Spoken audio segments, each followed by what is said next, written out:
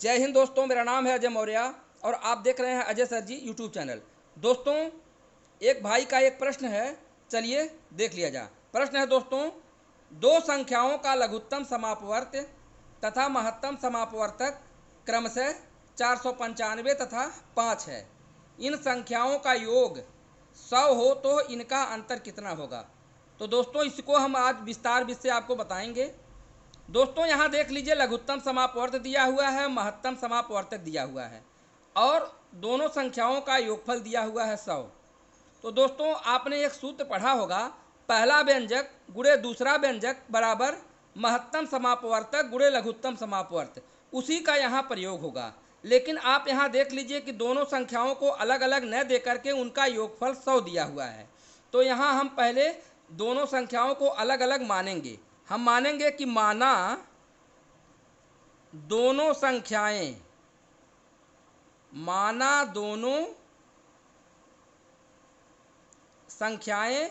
X और तथा जब एक को यक्स मानेंगे तो दूसरे को 100 में से घटा देंगे, क्योंकि योगफल कितना होना चाहिए, 100 होना चाहिए। तो यदि एक यक्स है तो दूसरा हो जाएगा हमारा 100 माइनस यक्स। तो माना दोनों संख्याएं यक्स तथा 100 माइनस यक्स हैं।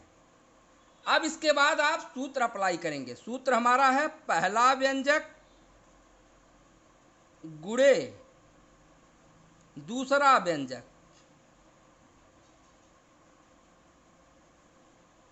बराबर मैं से गुणे ल से।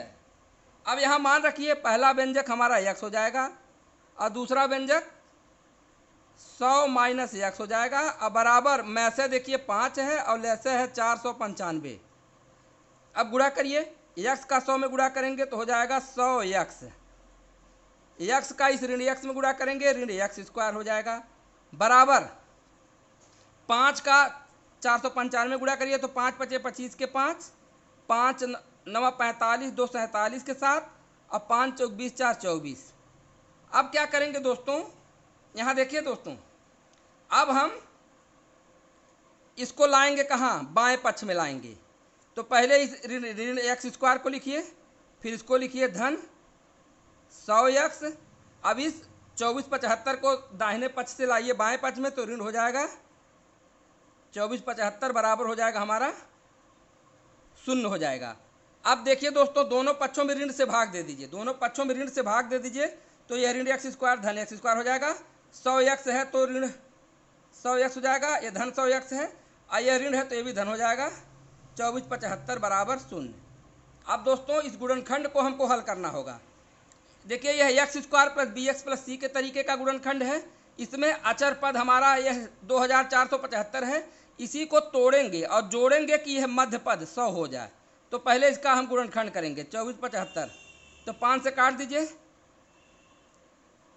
5 चौक के 20 और 4 बचेगा, उतारेंगे 47 हो जाएगा। तो हो जाएगा 5 9 45, 2 47, फिर 5 25, 5 पचे 25, फिर 5 से काट दीजिए, 5 9 45, फिर 4 बचेगा, फिर 5 उतारेंगे 45, 5 9 45। अब हम 3 से काटेंगे, 3 त्रिका 9, 3 त्रिका 9, फिर 3 से काट दीजिए, 3 एक 3, 3 एक 3, फिर 11 से काट दीजिए, 11 एक 11।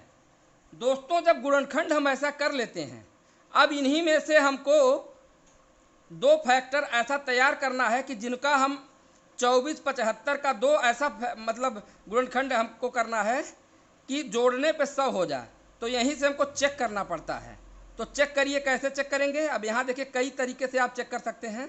तो जब 1-2 बार चेक करेंगे तो आप बैठा लेंगे कि 100 कैसे आएगा। तो यहाँ देखिए, अगर 5 पचे 25 और 25 तियाँ 75 करते हैं, 11 तियाँ 33, तो 75 और 33 अधिक हो जाएगा। चलिए, नहीं बैठेगा तो फिर और ट्राई करिए। तो कई तरीके से ट्राई करेंगे। तो देखिए, 3 त्रिका 9, यहाँ देखिए 3 त्रिका 9 और 9 पचे 45 हो जाएगा। और 11 का जब हम 5 में गुणा करेंगे तो 11 पचे 55।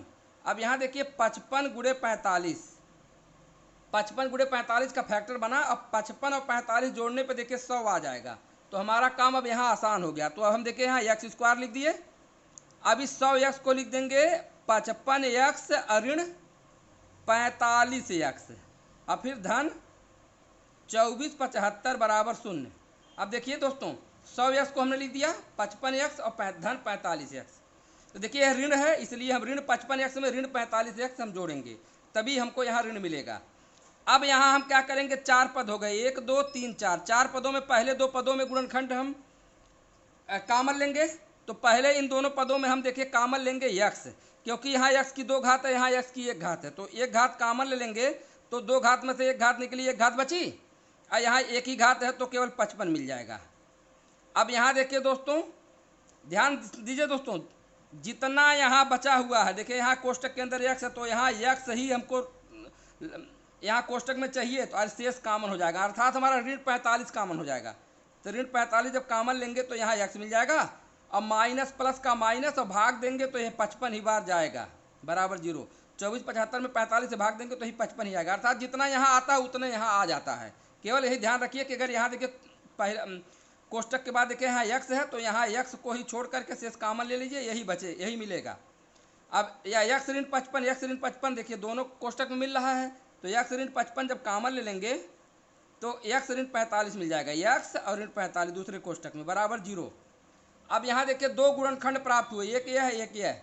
बारी बारी से दोनों को 0 के बराबर करिए, क्योंकि यहाँ इनके बीच में देखिए इंटू है। तो लिखेंगे जब x ऋण 55 बराबर 0 तो x बराबर पक्षांतर करेंगे, तब x बराबर पक्षांतर करेंगे तो कितना हो जाएगा, 55 हो जाएगा। एक बार जब इसको लेंगे, जब x ऋण 45 बराबर 0 तो x बराबर इसको पक्षांतर करेंगे तो कितना हो जाएगा, 45 हो जाएगा। तो देखिए x के 2 मान प्राप्त हुए, 55 और 45। अब यहाँ देखिए इनका योगफल कितना है, ध्यान समझिए, इनका योगफल 100 था, इनका देखिए दोनों का योगफल 100 था। अगर इसको 45 मानेंगे तो 100 में से जब 45 घटाएंगे तो कितना होगा, 55 होगा। अगर इसको 55 मानेंगे x को, क्योंकि x के 2 मान प्राप्त हुए हैं, तो दूसरा मान 100 में से 55 घटाएंगे 45 हो जाएगा, अर्थात एक मान हमारा ये हो जाएगा और दूसरा मान हमारा ये हो जाएगा।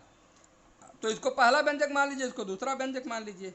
तो पहला व्यंजक 55 और दूसरा व्यंजक हमारा 45। कैसे, देखिए जब x बराबर 55 तो देखिए दूसरा व्यंजक हमारा कितना, 100 माइनस x, तो दूसरा व्यंजक बराबर हो जाएगा 100 माइनस x। तो घटा दीजिए, 100 माइनस x का मान कितना, 55। तो 100 में से 55 घटाएंगे तो कितना हो जाएगा, 45 हो जाएगा।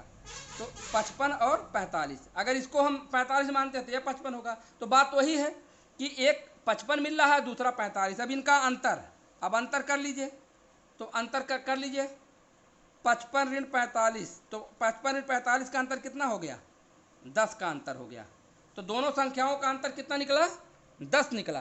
तो दोस्तों यह था विस्तार विधि से कैसे आप इसको हल करेंगे, क्योंकि विस्तार विधि से हल करने के बाद ही आपको ट्रिक मेथड समझना चाहिए, क्योंकि जब तक विस्तार से आपका कॉन्सेप्ट क्लियर नहीं होगा, ट्रिक आप कभी ज़िंदगी में याद नहीं कर पाएंगे। और ट्रिक अगर याद भी होगा तो परीक्षा में वह निश्चित तौर पे भूल जाएगा। इसलिए मैथ का बेस भी जानना जरूरी होता है, और ट्रिक वही फटाफट लगा पाते हैं जिनको बेस आता है, और जिनको बेस नहीं आता है उनके लिए ट्रिक कभी ज़िंदगी में नहीं आएगा। तो दोस्तों यही था पूरा विस्तार से। अगर वीडियो पसंद आया हो तो लाइक शेयर कमेंट जरूर करिएगा। धन्यवाद।